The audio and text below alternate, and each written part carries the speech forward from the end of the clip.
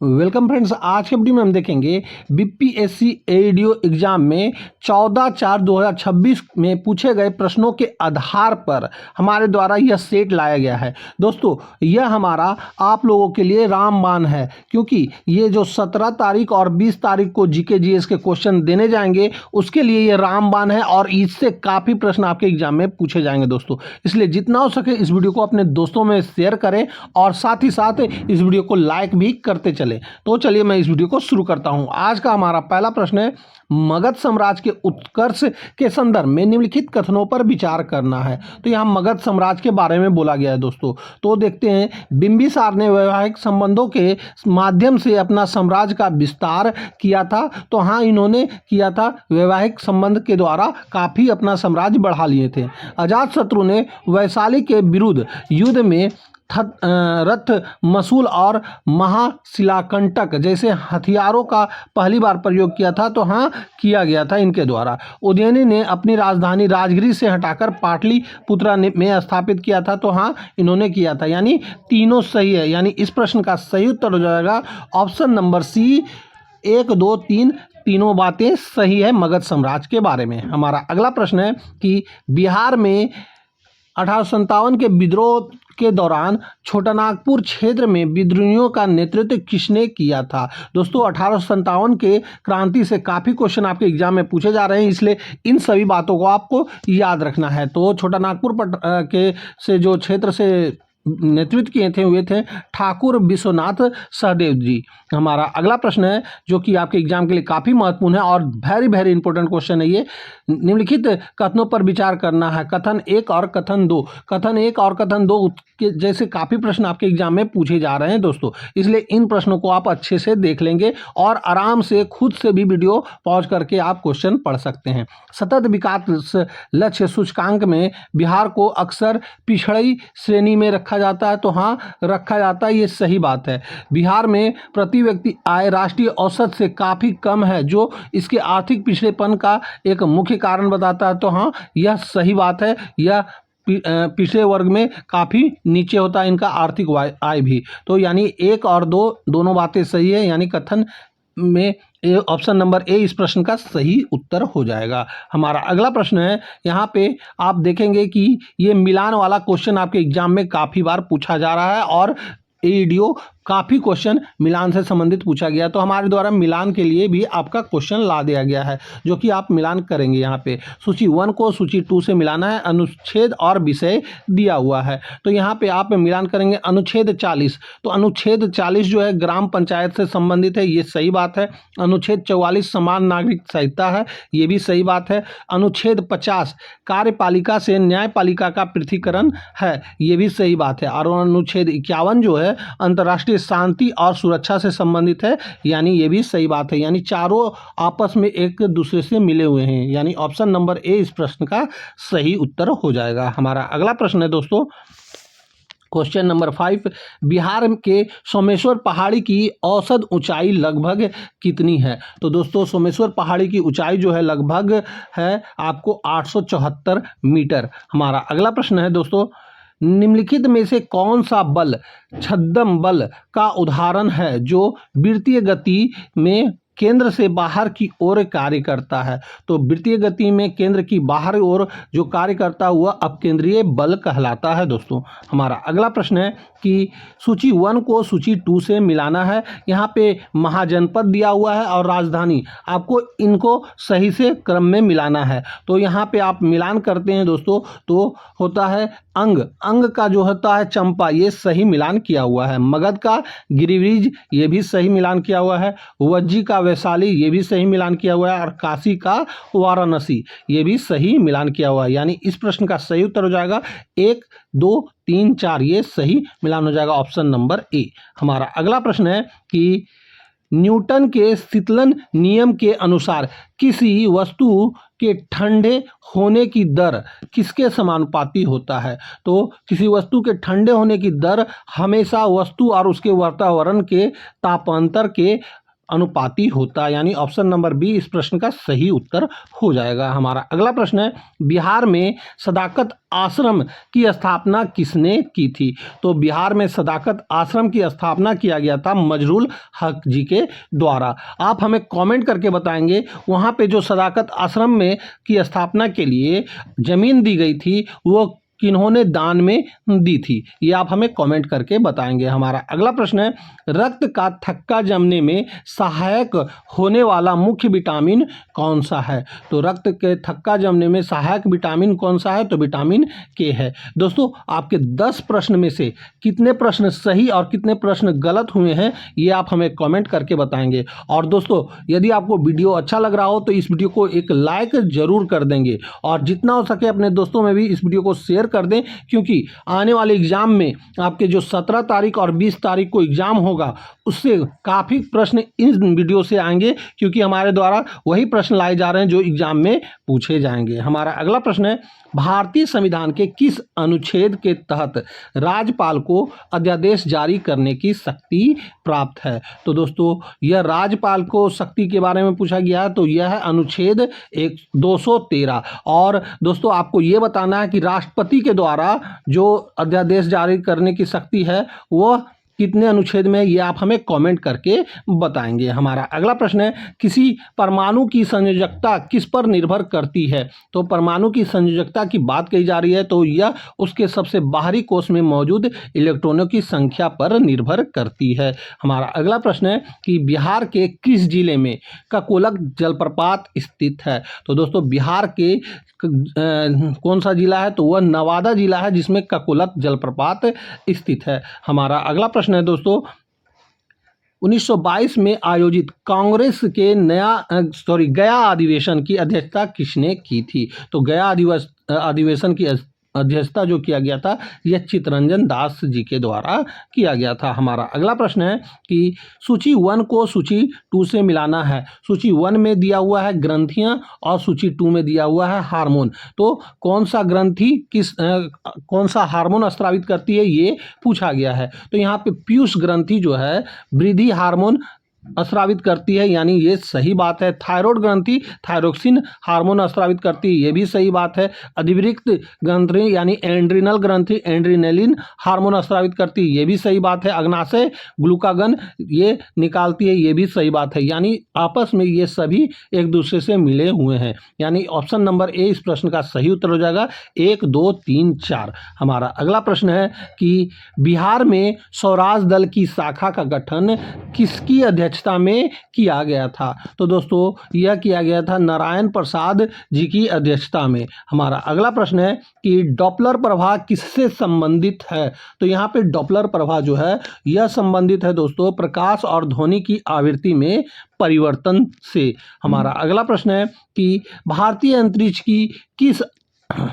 भारतीय संविधान की किस अनुसूची में दल बदल विरोधी प्रावधानों का उल्लेख किया गया है? तो दोस्तों यह किया गया 10वीं अनुसूची में। हमारा अगला प्रश्न है कि बिहार में ग्रैंड ट्रक रोड जो कि शेरशाह सूरी के द्वारा बनाया गया था का नाम बदलकर अब क्या कर दिया गया है? NH2 से क्या कर दिया गया है? तो यह किया गया है दोस्तों NH19 यानी 19। हमारा अगला प्रश्न है कि कोशिका का ऊर्जा गृह यानी पावर हाउस किसे कहा जाता है? तो दोस्तों यह कहा जाता है माइटोकॉन्ड्रिया को। हमारा अगला प्रश्न है कि बिहार के किस शासक ने द्वितीय बौद्ध संगीत का आयोजन करवाया था? तो उस शासक का नाम है दोस्तों काला शौक। दोस्तों आपके एग्जाम में बौद्ध संगीत से रिलेटेड काफ़ी प्रश्न पूछे जा रहे हैं, 1 से 2 मार्क्स पूछे जा रहे हैं, इसलिए बौद्ध संगीत को आप अच्छे से एक बार एग्जाम देने से पहले जरूर देख लेंगे। दोस्तों आपके 21 प्रश्न में से कितने प्रश्न सही और कितने प्रश्न गलत हुए हैं ये आप हमें कमेंट करेंगे और साथ ही साथ हमारे इस वीडियो को लाइक भी करते चलेंगे। हम चलते हैं अब अगली प्रश्न की ओर। हमारा अगला प्रश्न है आर्किमिडीज का सिद्धांत निम्नलिखित में से किस पर लागू होता है? तो दोस्तों यह लागू होता है गैसों और द्रवों दोनों पर। हमारा अगला प्रश्न है कि भारत के किस संविधान संशोधन द्वारा पंचायती राज संस्थाओं को संवैधानिक दर्जा प्रदान किया गया है? तो दोस्तों यह किया गया है 73वां संविधान संशोधन के द्वारा संवैधानिक दर्जा प्रदान किया गया है पंचायती राज को। हमारा अगला प्रश्न है, बिहार की किस नदी को बिहार का शौक कहा जाता है? क्योंकि यह अपना मार्ग बहुत अधिक बदलती है। तो वह नदी है दोस्तों कोसी नदी। इसीलिए इसे बिहार का शौक कहा जाता है, क्योंकि ये मार्ग परिवर्तन से बहुत विनाश लाती है। हमारा अगला प्रश्न है, विद्युत फ्यूज का तार किस आधार पर बनाया जाता है? तो दोस्तों यह बनाया जाता है उच्च प्रतिरोध और निम्न गलनांक पर। हमारा अगला प्रश्न है कि भारतीय संविधान की प्रस्तावना के संदर्भ में निम्नलिखित कथनों पर विचार करना है। तो दोस्तों प्रस्तावना के संबंध पे जो कथन पे विचार करना है, तो यहाँ पे हम देखेंगे कि प्रस्तावना को संविधान का अंग केशवानंद भारती बनाम केरल राज्य मामले में माना गया था। तो हाँ, ये इसी केस के द्वारा माना गया था। 42वां संविधान संशोधन द्वारा इसमें समाजवादी, पंथ निरपेक्ष और अखंडता शब्द जोड़े गए थे। तो हाँ, इसी के द्वारा यह जोड़ा गया था, तीनों वर्ड समाजवादी, पंथ निरपेक्ष और अखंडता शब्द। और प्रस्तावना में न्याय के 3 रूप सामाजिक, आर्थिक और राजनीतिक का उल्लेख होता है। तो हाँ, उल्लेख होता है, यानी ये तीनों बातें सही है, यानी ऑप्शन नंबर सी इस प्रश्न का सही उत्तर हो जाएगा। हमारा अगला प्रश्न है कि बिहार में नहरों द्वारा सिंचाई सर्वाधिक किस जिले में होती है? तो दोस्तों यह होता है सर्वाधिक सिंचाई रोहतास में। हमारा अगला प्रश्न है कि सूची 1 को सूची 2 से मिलान करना है। दोस्तों सूची 1 में इतिहास की घटना दिया हुआ है और सूची 2 में वर्ष दिया हुआ है, इससे आपको मिलान करना है। तो यहाँ पे देखेंगे खिलाफत आंदोलन, तो खिलाफत आंदोलन 1919 में हुआ था, ये सही बात है। चोरी चोरा कांड जो है 1922 में हुआ था, ये भी सही बात है। स्वराज दल का गठन 1923 में हुआ था, ये भी सही बात है। गांधी इरविल समझौता 1931 में हुआ था, ये भी सही बात है। ये यानी कि ये चारों आपस में एक दूसरे से मिले हुए हैं, यानी कि इस प्रश्न का सही उत्तर हो जाएगा ऑप्शन नंबर ए। 1 2 3 4 ये सही मिलान किया हुआ है। हमारा अगला प्रश्न है, ध्वनि की तीव्रता किस इकाई में मापी जाती है? तो ध्वनि की तीव्रता जो है डेसिबल में मापी जाती है, यानी ऑप्शन नंबर बी। हमारा अगला प्रश्न है, बिहार के किस जिले में सर्वाधिक प्रति व्यक्ति आय दर्ज की गई है? तो दोस्तों उस जिला का नाम है पटना। पटना की जो प्रति व्यक्ति आय है सर्वाधिक दर्ज की गई है। दोस्तों ये आपके 30 प्रश्न में से कितने प्रश्न सही हुए हैं और कितने प्रश्न गलत हुए हैं, ये आप हमें कमेंट करके जरूर बताएंगे। और साथ ही साथ अब तक आप हमारे चैनल से नहीं जुड़े हैं तो हमारे चैनल को सब्सक्राइब करके जुड़ जाएं, ताकि आगे आने वाले वीडियो का नोटिफिकेशन आपको मिल सके। हमारा अगला प्रश्न है, अनुच्छेद 32 के तहत सर्वोच्च न्यायालय कितने प्रकार के रिट जारी कर सकता है? तो दोस्तों यह जारी कर सकता है 4 प्रकार का रिट।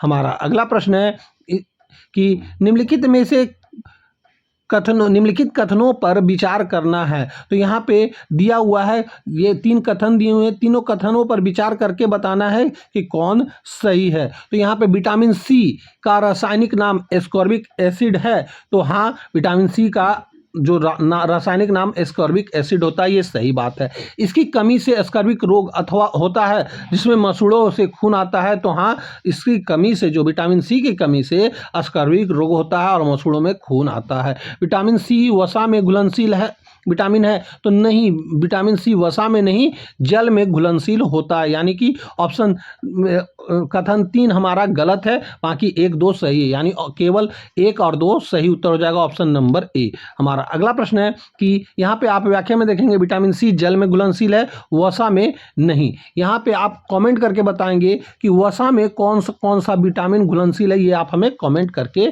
बताएंगे। हमारा अगला प्रश्न है, बिहार के गया जिले में कौन सी नदी फल्गु के रूप में जानी जाती है, जो धाराओं के मेल से बनती है? तो यह जानी जाती है निरंजना और मोहना। हमारा अगला प्रश्न है कि प्रकाश का अपवर्तन की घटना में जब प्रकाश विरल माध्यम से सघन माध्यम में प्रवेश करता है तो क्या होता है? तो दोस्तों वह अभिलंब की ओर झुक जाता है, यानी ऑप्शन नंबर बी। हमारा अगला प्रश्न है कि सूची 1 को सूची 2 से मिलाना है। संस्था और दल सूची 1 में दिया हुआ है, संस्थापक सूची 2 में दिया हुआ है, तो मिलान करना है। तो यहाँ पे हम देखेंगे कि फॉरवर्ड ब्लॉक की स्थापना जो सुभाष चंद्र बोस के द्वारा किया गया था, ये सही बात है। खुदाई खिदमतदार खान अब्दुल गफ्फार खान के द्वारा किया गया था, ये भी सही बात है।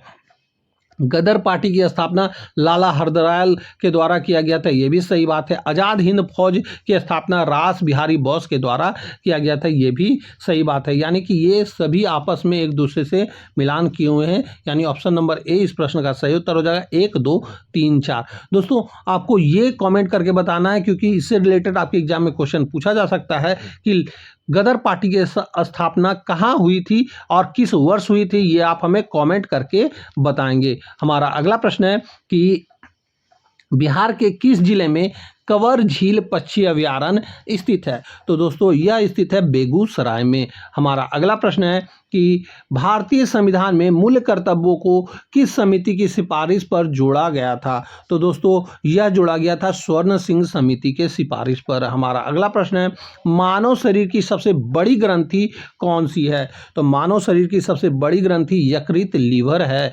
हमारा अगला प्रश्न है कि बर्फ का पिघलना किस प्रकार का परिवर्तन है? तो बर्फ का पिघलना भौतिक परिवर्तन कहलाता है। हमारा अगला प्रश्न है कि बिहार में राजेंद्र प्रसाद को किस वर्ष भारत रत्न से सम्मानित किया गया था? तो दोस्तों यह किया गया था 1962 में। हमारा अगला प्रश्न है कि निम्नलिखित में से कौन सा अनुच्छेद अस्पृश्यता का अंत सुनिश्चित करता है? तो यह करता है अनुच्छेद 17। हमारा अगला प्रश्न है कि समुद्र की गहराई मापने के लिए किस यंत्र का उपयोग किया जाता है? तो वह यंत्र है फैदोमीटर।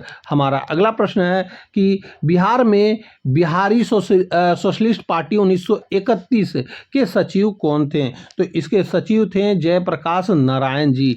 हमारा अगला प्रश्न है कि सूची 1 को सूची 2 से मिलाना है। सूची 1 में मृदा है और सूची 2 में उसकी विशेषता है, तो यहाँ मिलान करना है सूची 1 को सूची 2 से।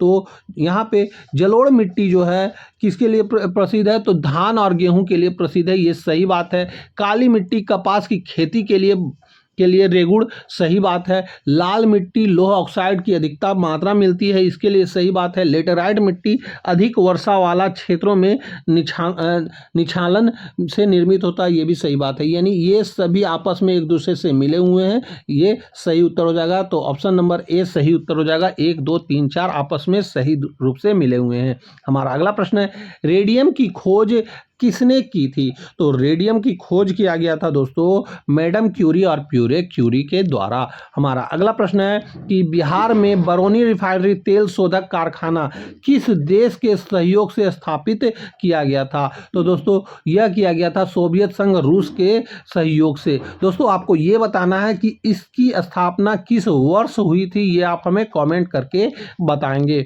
हमारा अगला प्रश्न है कि भारतीय संविधान के किस भाग को भारत का मैग्ना कार्टा कहा जाता है? तो दोस्तों यह कहा जाता है भाग 3 को मौलिक अधिकार को। हमारा अगला प्रश्न है कि भारी जल का सूत्र क्या होता है? तो भारी जल का सूत्र होता है D2O, डिटोरियम ऑक्साइड, ये आपको याद रखना है। हमारा अगला प्रश्न है कि बिहार में 1917 के चंपारण सत्याग्रह के दौरान गांधी जी की जान किसने बचाई थी? तो दोस्तों यह बचाया गया था बत्तक मियाँ के द्वारा। हमारा अगला प्रश्न है कि जीवाणु की खोज सर्वप्रथम किसने की थी? तो जीवाणु की खोज सर्वप्रथम ल्यूवेनहॉक ने किया था। दोस्तों आपको कमेंट करके बताना है कि 50 क्वेश्चन में से कितने प्रश्न सही हुए और कितने गलत, क्योंकि ये सेट ही आपको ये बताएगा कि आपका सिलेक्शन हो रहा है कि नहीं। हमारा अगला प्रश्न है कि बिहार में तुर्क शासन की स्थापना के संदर्भ में निम्नलिखित कथनों पर विचार करना है। तो यहाँ तुर्क शासनों की व्यवस्था के बारे में बोला जा रहा है। तो यहाँ पे हम देखते हैं बख्तियार खिलजी ने 12वीं शताब्दी के अंत में बिहार पर सफल आक्रमण किया था। तो हाँ, इन्होंने 12वीं शताब्दी के अंत में ही बिहार पर सफल आक्रमण किया था, ये सही बात है। उसने नालंदा और विक्रमशिला विश्वविद्यालय को नष्ट कर दिया था, तो हाँ इन्होंने नष्ट कर दिया था, ये भी सही बात है। उसने अपनी राजधानी ओदंतपुरी यानी बिहार शरीफ को बनाया था, तो हाँ इन्होंने बिहार शरीफ को अपनी राजधानी बनाया था। ये तीनों बात सत्य है, यानी कि ऑप्शन नंबर सी इस प्रश्न का सही उत्तर हो जाएगा। 1, 2, 3 तीनों कथनें सही हैं। हमारा अगला प्रश्न है कि प्रकाश के पूर्ण आंतरिक परावर्तन के लिए कौन सी शर्तें अनिवार्य है। तो दोस्तों इसमें जो शर्त अनिवार्य है यहाँ पे हम देखेंगे, प्रकाश सघन माध्यम से विरल माध्यम में जाना चाहिए, तो हाँ ये जाना चाहिए, ये सही बात है। आपतन कोण का मान क्रांति कोण से अधिक होना चाहिए, तो हाँ अधिक होना चाहिए, ये भी सही बात है। प्रकाश को हमेशा निर्वात में यात्रा करनी चाहिए, नहीं ये गलत बात है। प्रकाश किसी भी माध्यम में यात्रा कर सकती है, ये गलत बात है। तो 1 और 2 इस प्रश्न का सही उत्तर हो जाएगा, यानी कि केवल 1 और 2 सही है, ऑप्शन नंबर ए। हमारा अगला प्रश्न है दोस्तों कि भारतीय संविधान के किस अनुच्छेद के तहत राज्य विधान परिषद के सृजन या उत्सादन समाप्ति का प्रावधान है। तो दोस्तों यह है अनुच्छेद 169 के तहत। हमारा अगला प्रश्न है बिहार में बलथर मिट्टी का विस्तार मुख्य रूप से किस क्षेत्र में पाया जाता है। तो दोस्तों यह पाया जाता है कैमूर के पठार और राजमहल की पहाड़ियों के बीच संकीर्ण पट्टी में। हमारा अगला प्रश्न है कि आवर्त सारणी में किसी समूह में ऊपर से नीचे जाने पर क्या प्रभाव पड़ता है। तो आवर्त सारणी में ऊपर से नीचे आने पर प्रभाव पड़ता है दोस्तों कि धात्विक गुण बढ़ता है, इसका ये सही बात हो जाएगा। हमारा अगला प्रश्न है कि बिहार में 1931 में गठित बिहार सोशलिस्ट पार्टी के अध्यक्ष कौन थे। तो दोस्तों इसके अध्यक्ष थे आचार्य नरेंद्र देव जी। हमारा अगला प्रश्न है कि डाउन सिंड्रोम नामक अनुवांशिकी का कारण क्या है। तो इसका कारण है दोस्तों गुणसूत्र संख्या 21 की त्रिसूत्रता होती है इसमें। हमारा अगला प्रश्न है कि भारतीय संविधान के अनुच्छेद 123 के तहत अध्यादेश जारी करने की शक्ति किसके पास है। तो दोस्तों यह राष्ट्रपति के पास है। हमारा अगला प्रश्न है कि बिहार के किस जिले में सर्वाधिक अबरक का भंडार पाया जाता है। तो दोस्तों यह सर्वाधिक अबरक का भंडार पाया जाता है नवादा और गया में। हमारा अगला प्रश्न है कि पृथ्वी की आंतरिक संरचना के संदर्भ में निम्नलिखित कथनों पर विचार करना है। तो आंतरिक संरचना के बारे में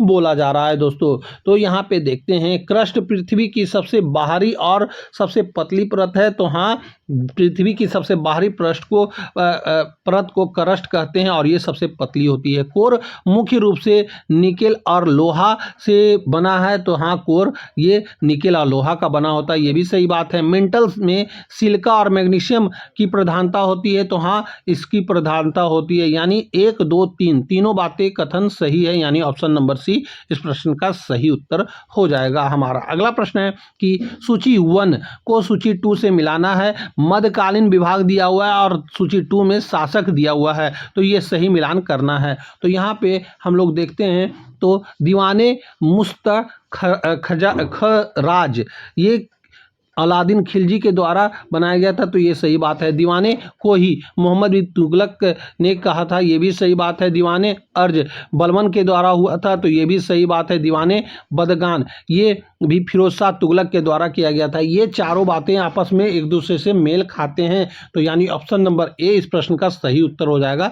1, 2, 3, 4। हमारा अगला प्रश्न है कि ध्वनि की चाल के संदर्भ में कौन सा कथन सत्य है। तो ध्वनि की चाल के संदर्भ में जो कथन सत्य है वह है यह गैसों की तुलना में ठोस में अधिक होती है, ये सही बात है। हमारा अगला प्रश्न है कि बिहार के प्रसिद्ध सामा चिकवा लोक उत्सव मुख्य विषय क्या है। तो इसका मुख्य विषय होता है भाई बहन का प्यार। हमारा अगला प्रश्न है कि संघ लोक सेवा आयोग के अध्यक्ष और सदस्य का कार्यकाल कितना होता है। तो दोस्तों इसका कार्यकाल 6 वर्ष या 65 वर्ष की आयु तक होता है। हमारा अगला प्रश्न है कि एथलीट फूड नामक बीमारी किसके कारण होती है। तो यहाँ एथलीट फूड जो है बीमारी यह कवक के कारण होता है, यानी ऑप्शन नंबर बी। हमारा अगला प्रश्न है बिहार में मुंडा विद्रोह का नेतृत्व किसने किया था? तो बिहार में मुंडा विद्रोह का नेतृत्व किए गए थे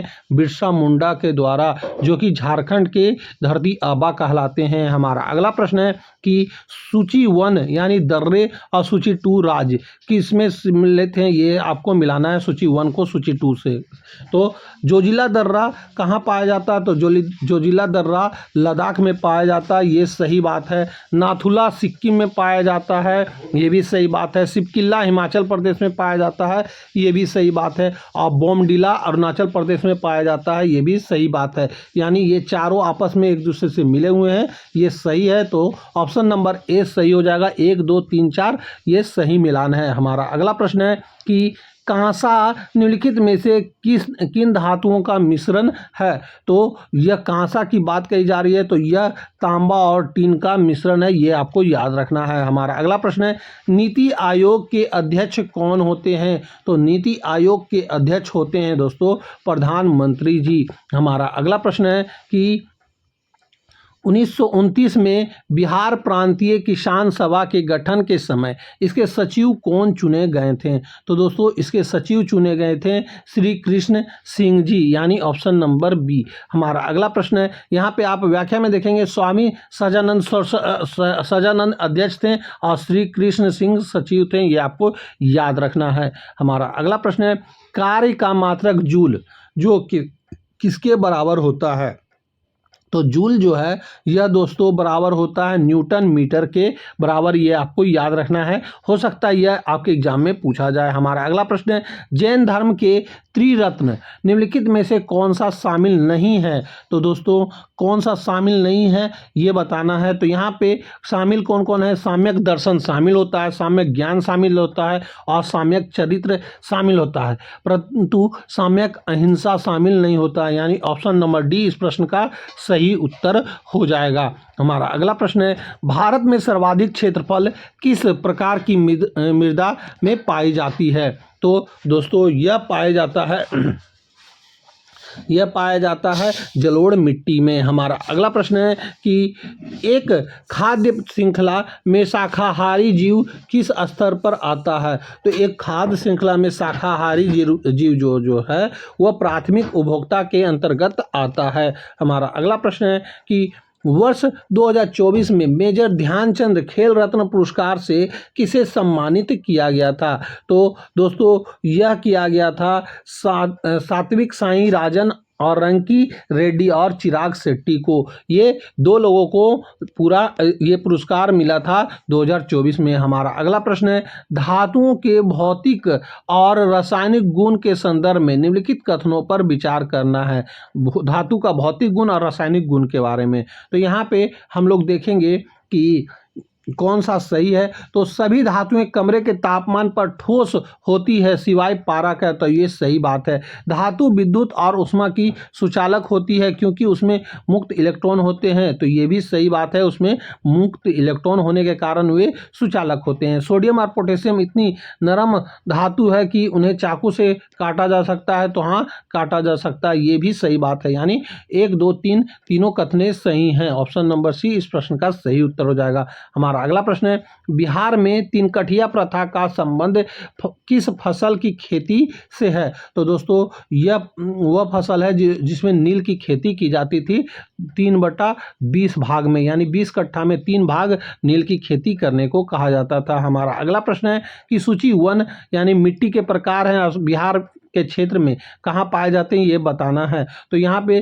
तराई मिट्टी जो है चंपारण और किशनगंज की सीमावर्ती पट्टी पर पाया जाता है, ये सही बात है। बलसुंदरी मिट्टी सहरसा दरभंगा मुजफ्फरपुर में पाई जाती है, ये भी सही बात है। टाल मिट्टी गंगा के दक्षिण तट पर निचला क्षेत्र है, ये भी सही बात है। कगारी मिट्टी सोन और पुनपुन नदियों के ऊंचे किनारे पे पाया जाता है, ये भी सही बात है। यानी ये चारों आपस में एक दूसरे से मिले हुए हैं, यानी ऑप्शन नंबर ए इस प्रश्न का सही उत्तर हो जाएगा। 1 2 3 4 सही मिलान किया हुआ है। हमारा अगला प्रश्न है भारतीय संविधान के अनुच्छेद 21A के संदर्भ में निम्नलिखित कथनों पर विचार करना है। तो दोस्तों यहाँ पे विचार करते हैं, इसमें 86वें संविधान संशोधन अधिनियम 2002 द्वारा जोड़ा गया था, तो हाँ ये 2002 2 के द्वारा जोड़ा गया था, ये सही बात है। और यहाँ यह 6 से 14 वर्ष की आयु के सभी बच्चों को मुफ्त और अनिवार्य शिक्षा पर अधिकार देता है, तो ये भी सही बात है। और यह केवल एक नीति निर्धारक तत्व के न्यायालय में परिवर्तनीय नहीं है, तो यह गलत बात है। 1 और 2 सही हो जाएगा दोस्तों, यानी कि ऑप्शन नंबर ए इस प्रश्न का सही उत्तर हो जाएगा। 1 और 2 दोनों सही बात है। यहाँ पे इस प्रश्न का आप व्याख्या देखेंगे, यह एक मौलिक अधिकार है और न्यायालय में परिवर्तनीय है, ये सही बात है, ये आपको याद रखना है। हमारा अगला प्रश्न है, आँख के किस दोष को दूर करने के लिए बेलनाकार लेंस का प्रयोग किया जाता है? तो दोस्तों वह दोष है अबिंदुकता। अबिंदुकता को दूर करने के लिए बेलनाकार लेंस का उपयोग किया जाता है। हमारा अगला प्रश्न है, दिल्ली सल्तनत के किस शासक ने रक्त और लौह की नीति अपनाई थी? तो दोस्तों यह अपनाया गया था बलबन के द्वारा रक्त और लौह की नीति। हमारा अगला प्रश्न है कि बिहार पृथ्वी दिवस प्रतिवर्ष कब मनाया जाता है? तो बिहार पृथ्वी दिवस प्रतिवर्ष मनाया जाता है 9 अगस्त को, ये आपको याद रखना है। हमारा अगला प्रश्न है, निम्नलिखित में से कौन सा हार्मोन हृदय गति को बढ़ा देता है और उत्तेजना की स्थिति में स्रावित होता है? तो दोस्तों यह होता है एड्रेनलिन के कारण। हमारा अगला प्रश्न है कि भारतीय संविधान के तहत महान्यायवादी की नियुक्ति कौन करता है? तो दोस्तों यह किया जाता है राष्ट्रपति के द्वारा। हमारा अगला प्रश्न है कि सबसे हल्का तत्व और सबसे भारी तत्व क्रमशः कौन सा है? तो सबसे हल्का तत्व और सबसे भारी तत्व होता है, सबसे हल्का हाइड्रोजन और सबसे भारी यूरेनियम होता है, ये आपको याद रखना है। हमारा अगला प्रश्न है कि 1942 में भारत छोड़ो आंदोलन के दौरान सिवान थाने पर झंडा फहराने के प्रयास में कौन शहीद हुए थे? तो दोस्तों यह हुए थे फुलेन प्रसाद श्रीवास्तव जी, शहीद हो गए थे सिवान जिले में झंडा फहराने के समय। हमारा अगला प्रश्न है, बिहार में वाल्मीकि नगर बांध किस नदी पर बना स्थित है? तो दोस्तों यह स्थित है गंडक नदी पर। हमारा अगला प्रश्न है कि 1916 में लखनऊ समझौते का मुख्य परिणाम क्या था? तो दोस्तों इसका मुख्य परिणाम था कांग्रेस और मुस्लिम लीग के बीच समझौता हुआ था 1916 में लखनऊ अधिवेशन में। हमारा अगला प्रश्न है, प्रतिरोध का मात्रक क्या है और यह तार की लंबाई पर कैसे निर्भर करता है? तो दोस्तों यह ओम इसका मात्रक होता है और लंबाई के समानुपाती होता है, ये आपको याद रखना है। हमारा अगला प्रश्न है कि पौधों में क्लोरोफिल बनाने के लिए कौन सा तत्व अनिवार्य होता है? तो दोस्तों वह तत्व है मैग्नीशियम। हमारा अगला प्रश्न है कि बिहार के किस जिले में पायरेट्स का सर्वाधिक उत्पादन होता है? तो दोस्तों यह होता है रोहतास में। हमारा अगला प्रश्न है कि उच्च न्यायालय के न्यायाधीशों की सेवानिवृत्ति की आयु क्या है? तो दोस्तों यह होता है 62 वर्ष, ये आपको याद रखना है। हमारा अगला प्रश्न है, तृतीय बौद्ध संगीत की अध्यक्षता किसने की थी, कौन किए थे? तो दोस्तों यह किया गया था मोगलीपुत्र तीस के द्वारा। हमारा अगला प्रश्न है कि विशिष्ट ऊष्मा की इकाई क्या है? तो विशिष्ट ऊष्मा की इकाई होती है जूल पर किलोग्राम केल्विन। हमारा अगला प्रश्न है कि बिहार में मखाना उत्पादन में कौन सा जिला अग्रणी है? तो मखाना की बात कही जा रही है दोस्तों, तो इसमें जो अग्रणी है वह है दरभंगा। इस प्रश्न का आप व्याख्या देखेंगे कि मधुबनी और दरभंगा दोनों प्रमुख है, लेकिन दरभंगा को मुख्य केंद्र माना जाता है, ये आपको याद रखना है। हमारा अगला प्रश्न है, किस अनुच्छेद के तहत राष्ट्रपति को क्षमादान की शक्ति प्राप्त है? तो दोस्तों वह अनुच्छेद है 72। हमारा अगला प्रश्न है कि किसी अम्ल का pH मान 1 है, वह अम्ल कैसा होगा? तो दोस्तों वह अम्ल अत्यंत प्रबल होगा। हमारा अगला प्रश्न है कि 1857 के विद्रोह के समय पटना का कमिश्नर कौन था? तो उस समय पटना के कमिश्नर थे विलियम टेलर। हमारा अगला प्रश्न है कि हेम्पाशायर किस देश का एक हिस्सा है जहां हाल ही में अंतर्राष्ट्रीय सम्मेलन हुआ था? तो दोस्तों यह हुआ था ब्रिटेन में। हमारा अगला प्रश्न है कि जाट जाटनी लोक नृत्य बिहार के किस क्षेत्र में मुख्य रूप से प्रसिद्ध है? तो दोस्तों यह प्रसिद्ध है मिथिला क्षेत्र में। तो दोस्तों यहीं पे हमारा 100 क्वेश्चन पूरा होता है इस सेट का। और इस सेट में आप कितने प्रश्न सही किए हैं और कितने प्रश्न गलत, ये आप हमें कमेंट करके बताएंगे। अब हम आपसे मिलेंगे नेक्स्ट सेट में, जो कि आपके एग्जाम से पहले रहेगा और आपके लिए वो रामबाण से कम नहीं होगा। उस वीडियो को आप एग्जाम देने से पहले जरूर से जरूर देख के जाएं, ताकि आपके एग्जाम में अच्छा स्कोर करके आ सके। तो अब हम यहीं पे इस वीडियो को समाप्त करते हैं। अब हम मिलेंगे आपसे अगली वीडियो में, तब तक के लिए जय हिंद, वंदे मातरम।